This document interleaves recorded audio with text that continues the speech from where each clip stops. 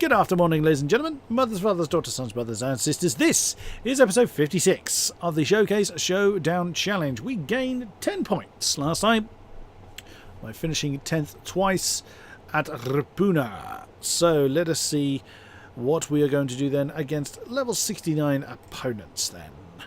For this one, it is going to be...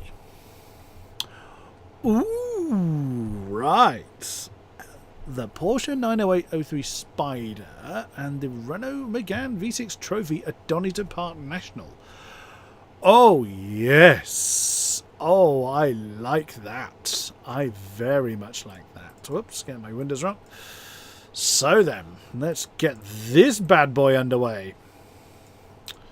Okay, Donington Park National. Pretty sure it's the one that cuts out the... Yeah, it's the bit that cuts out that hairpin. Thought it was. Ooh, yes it is. Yeah, thought so. What should we run first?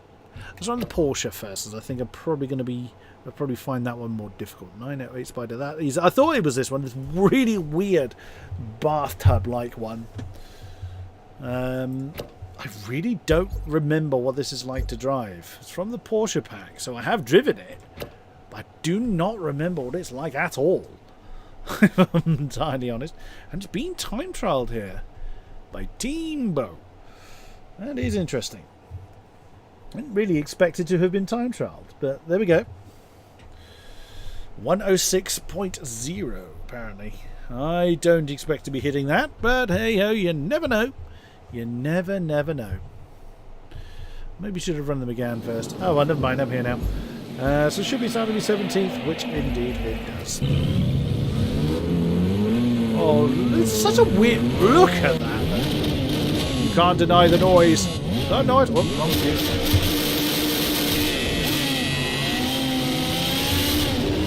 Oh, the noise! The noise! My God, the noise! At least I have a very good view out of the cockpit, but... Ooh, you would not want to have an accident in this thing. Well, I don't think you ever... Whoa! Someone's had a very bad day and it wasn't my fault. Oh my God, looking in the rear view, which I shouldn't technically have, but, you know, gameplay mechanics. Well, gameplay mechanics, a game tool, I should say. I saw how bad a day that went for whoever that was. Wow, this is really nice so far, this car. Oh, sorry. Now I really wish I had run the Renault first, but never mind. I'm not restarting now. I'm having far too much fun with this car. Whoa! Ah, get off the grass.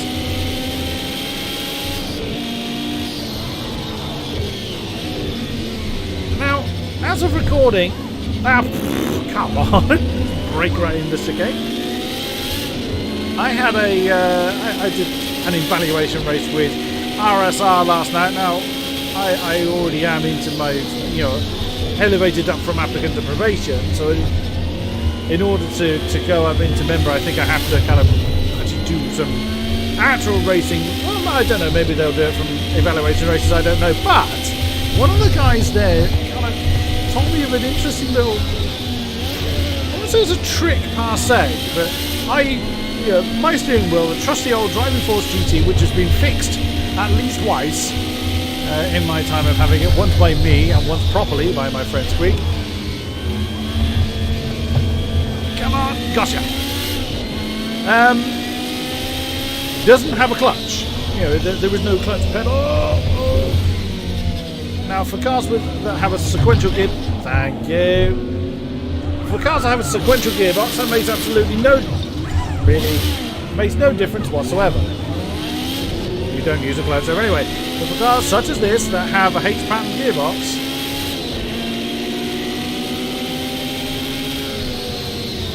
he told me of a way of turning the automatic clutch in game off and kind of not completely killing your gearbox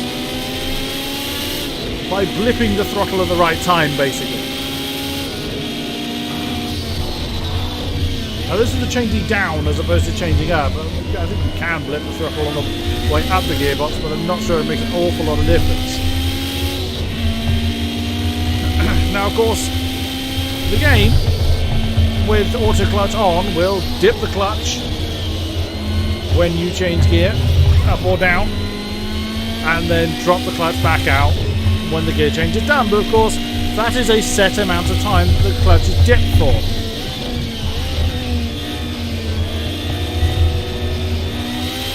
Now, you as the human driver can do that clutch change much, much quicker. Come on, stay with me.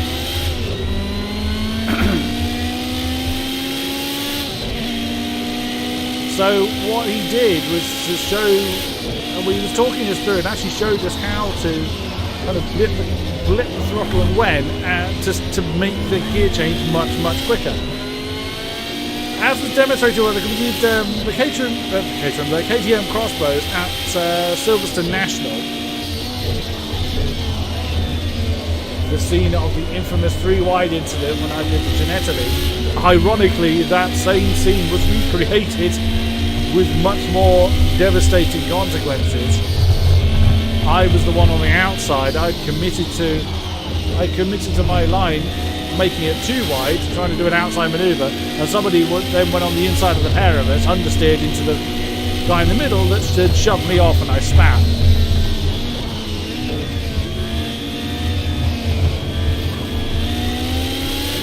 Hey ho, never mind.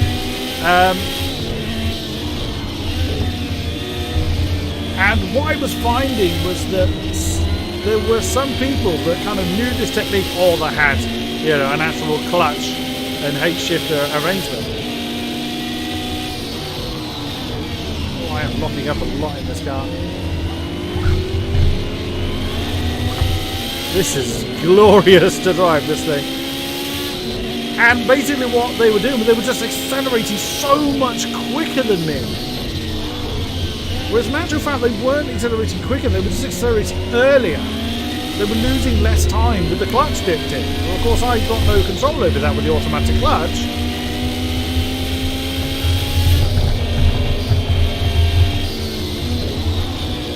Whoa, come back. And if you only drive cars, such as the GT3s or the more powerful Formula cars that have sequential boxes, oh dear, someone's having a bad day. Lots of people are having bad days. Oh no! Oh, okay, that one wasn't helped by me. Of course, there are more bad days behind me. He rather started that on his own.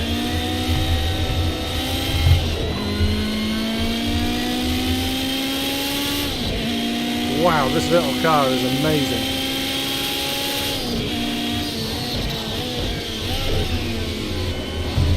So I might try that. Now, if you try and drive with auto clutch off the way that I do, basically you can see on the overlay there in the bottom right how much throttle I'm applying and when.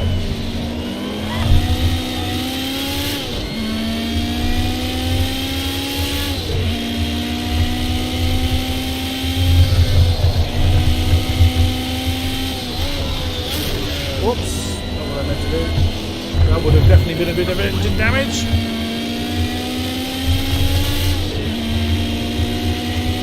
Basically, when I'm going up the gearbox, I just floor it and don't then think about it. Whereas with the auto clutch off, you would have to let off the gas when the clutch kicks in, otherwise you just bounce off the top of the rev limiter. Similarly, on the way down, if you've got your foot on the floor, or if you don't blip the throttle, what happens is when the clutch kicks out, it sends a lot of torque suddenly through the gearbox. I think the guy that was showing us this technique kind of I think he called it like a torque bounce or something like that. There was a phrase he used for it that he kind of coined. This just sends a lot of energy suddenly through the gearbox, and it makes the car basically snap.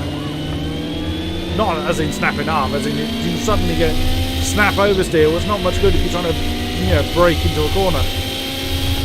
So of course you're then having to think about blipping the throttle a process that I haven't had to think about previously. And it's very, very hard to get right when you've never had to do it before. And what the guys are basically saying is, yes, it's actually quite a tricky technique to get right, but it's well worth the effort. And I will say, based on what I saw last night and how quickly some of the guys were able to get back on the power and now accelerate me, I would say most certainly it's worth it. But of course, if you have a steering wheel with a H shifter and a clutch pedal, then you do the clutch yourself. Which of course I do not. Anyway, this car is so good.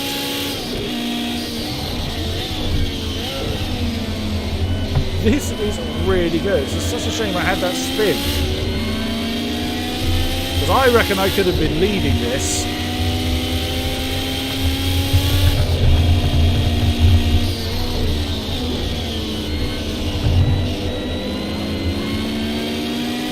Oh, careful, Ford. Oops.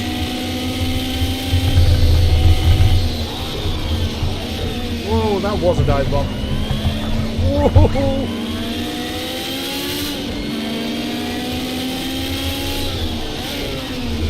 Whoa, that could have gone horrible.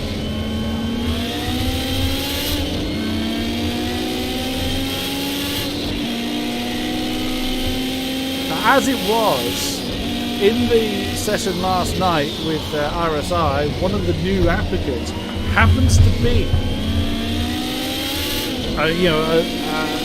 the combinations we were doing, which one combination was Ossersleben B in the Audi Quattro, and the other combination, there were 3 races, I missed the first one. Ossersleben was the second one, and Silverstone National with the KTM Crossbows. In both of those races, this particular applicant happened to have the time trial record for them. Someone called CPC Dem.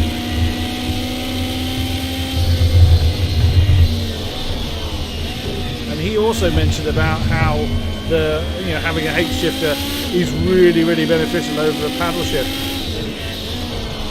Because I did wonder why people kept wondering, before we start the session, which shifter a car would use, and I thought it was just, they were being elitist and had to have the right one. Now I fully understand, it's got nothing to do with that whatsoever. Oh, unsurprisingly, the front 3 cars are this Porsche, now front 4, including me. Oh, I could definitely have won that. Look at that, the front 4 is that Porsche. I'm not surprised at all. Leader 110.9. Mine was a 108.5. There was a couple of 109s further down. That car was awesome. It was so much fun. It's not a bad track actually for that car either. Kind of wish I'd done the Renault first, but never mind. Renault Megane V6 Trophy. That's that one. Not very good with this one. So that is, what's that, 13 up, 17th to 4th, so 13 points up. That puts us on 82 for starting the next round. Oh my, Mr. Krabs, 77. Actually, looking at that time, this should be slightly quicker. They didn't expect that actually. I thought the Porsche would outpace the Renault, but I suppose the Renault's got much greater quartering. Should have greater cornering efficiency.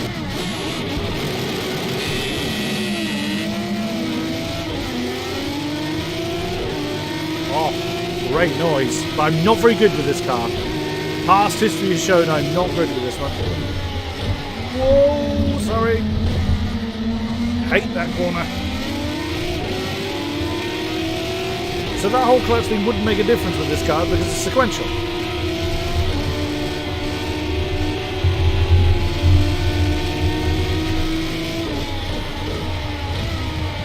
Whoa, come on.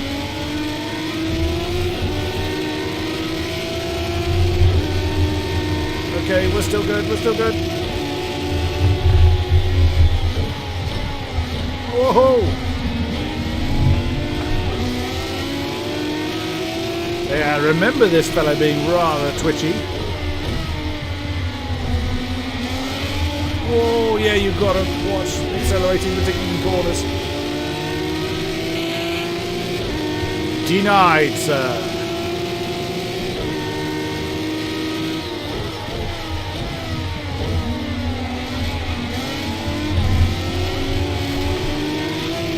Come on, let's go.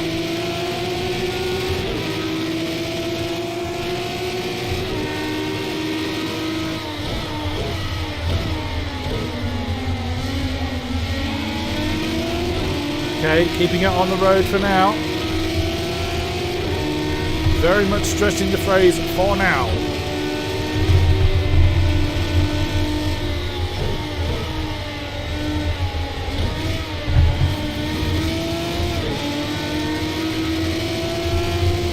We're up another few more points, which is good. I think we're up another 6. At the moment, anyway. Plenty of time for that to go horribly wrong. Oh, like so. Oh, I hate going off there because you lose so much time. No! Especially when the bots just smack into you.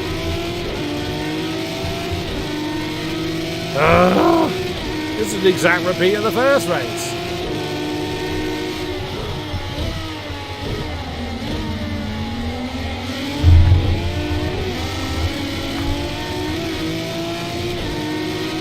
Onwards!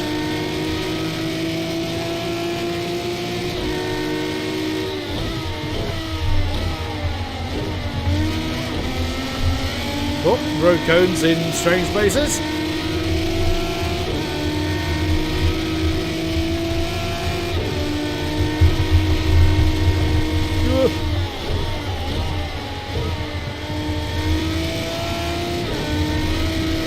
Keep going, come on. Stay with me, little McGann.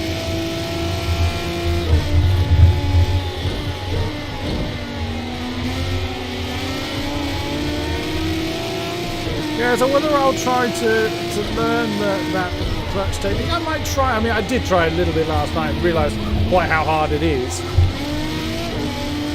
But with the amount of racing I actually do, it may not really be worth me doing. I don't know. I'm undecided at this point.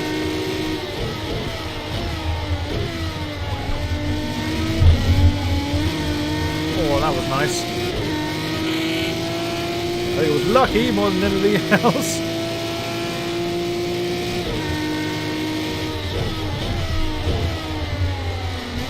Come on. Losing time, which I thought I would do. This was my thinking on why I was going to put the Renault second, was because well, mind you, the original thing was I thought I'd struggle more with the Porsche. But now, yeah, should definitely have run the Renault first. Any more announcements this side? No, not particularly.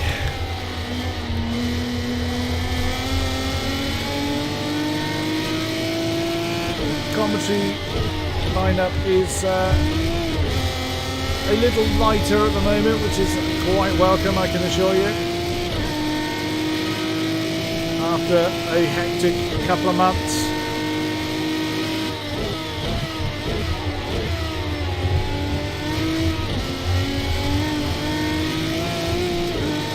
I laugh at the fact that the owner of AOR, Dan Hawkins, or one of the owners, was actually at the Canadian Grand Prix. Whoa. Which at the time of recording was the weekend past, and managed to get in front of the Sky TV cameras.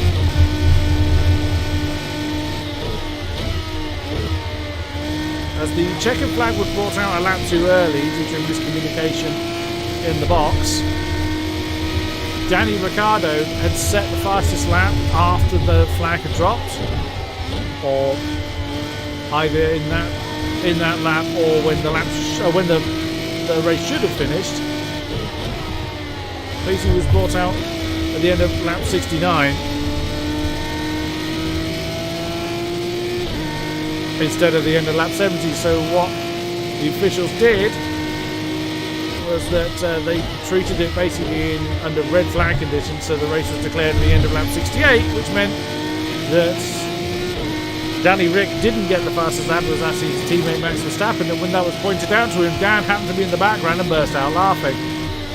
And the amount of Twitter comments on "love the laugh" was absolutely brilliant. So good on you, Dan. Fame beckons. Managed a 108.5, so comparable at least to the Porsche. I am quite terrified of this car. Don't feel anywhere near as confident with it.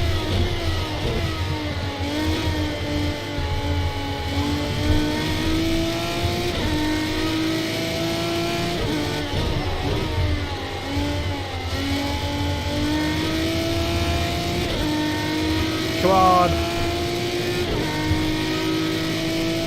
At least we're only losing 4.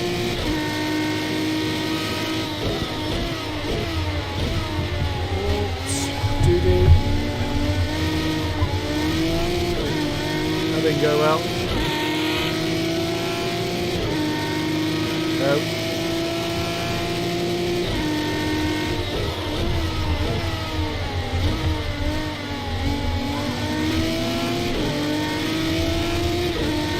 Onwards, onwards, onwards.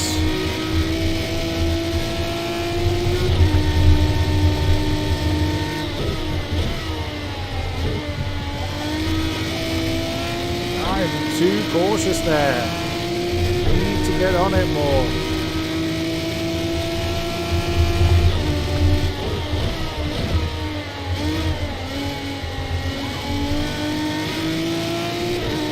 Does look like I'm holding up the guys behind. I probably am to a point.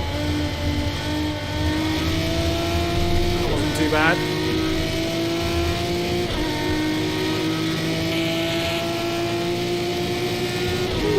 Right, oops.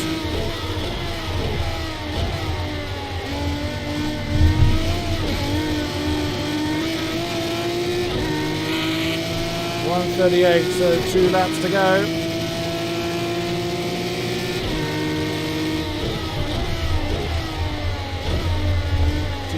Again into turn 1.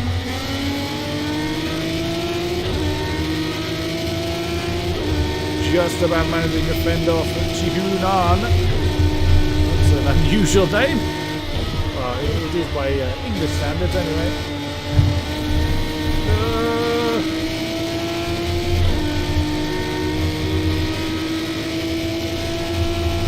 I'm kind of keeping pace with the leaders. I'm looking at the gap between me and the lead, and it hasn't changed a great deal.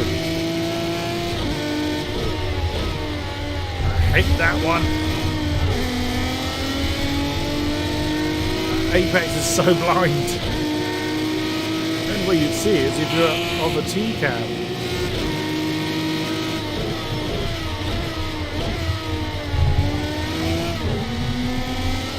Bit early on the gas. Got away with it. Final lap. I just said 21st seems to be the position I'm going to finish in. Unless I bin it on this lap, of course. Oh, no sooner do I say that. Oh, only just.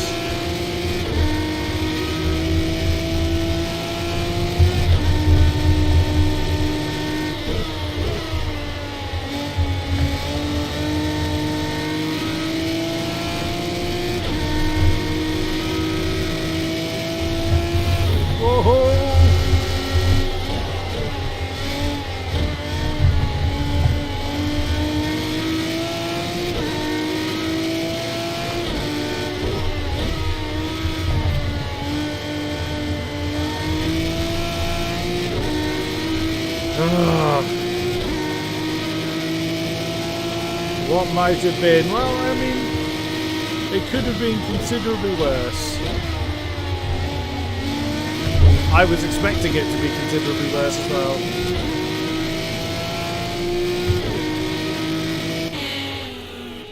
Ay, ay, ay, ay, ay.